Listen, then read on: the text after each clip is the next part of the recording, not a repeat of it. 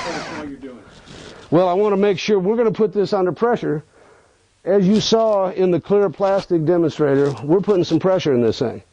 If I'm putting pressure inside this cavity and I don't have this drywall screwed on well, it's going to try to push it off the studs. And I don't want that to happen. I don't want to have to redo this.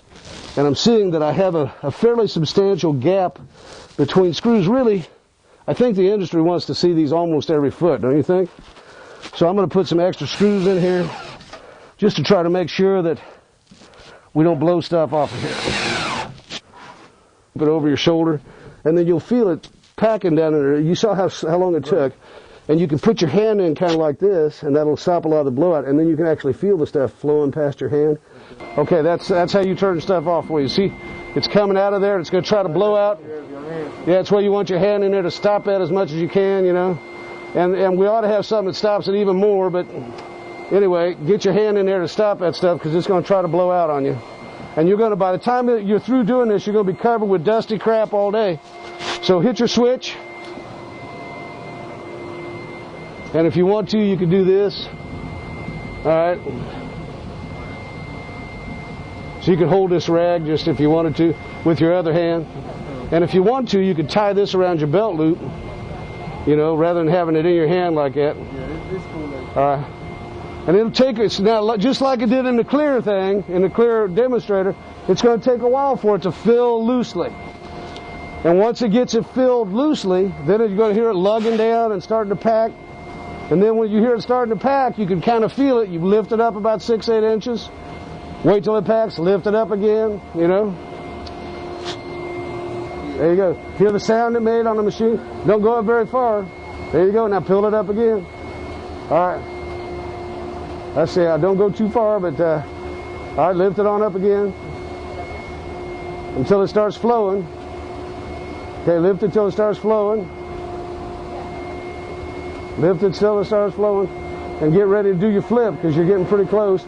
Now you want to flip it over and take it all the way to the top. What's your black line?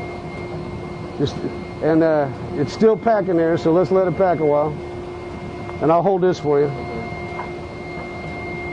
Yeah, just let it pack. You're doing great. You feel it packing against your hand, flowing past your hand. Yeah. And it'll get to the point where it lugs down again. And what Daniel can feel it flowing past his hand as it's actually pushing it up to the top. And as it gets to the point where it's tighter, it'll lug down again, and we'll do the flip and go all the way to the top with the hose. Yeah, you can just put your hand, hey Robert, I would, just as a piece of advice, and I'm going to stop here for a second. Robert was sticking I would not use any stuff. Just use your hand. Because I got to reach all the way down. If I got all the way down here to my armpit, I'm then starting to feel the agitators. You see what I mean? But if you stick something in there and it gets loose, the agitator's going to chop it up and clog up your machine. My ceiling was getting done about 2 weeks ago. So just, you know, there's nothing down in here that can hurt you. It's rubber flappers that won't, you know, they'll just tell you, hey, you don't really need to reach this low. So there's nothing sharp, but putting stuff in there like that, you'll end up clogging it, and it's a pain in the ass to dump it upside down and clean it up. Now you're lugging down. Go ahead and flip it and go to the top. And it's a real just wrestle that gets serious with it. Go like this. Oh, you need to come, and now stick it up there and shove it, shove it, shove it. Push it all the way to the top. Like this. Whoa, whoa, whoa, whoa. All right. There you go. You got it. Now you can feel it hit the top. Now it's going to start lugging. Lugging. Pull it down. Yeah. Now we'll pull it down.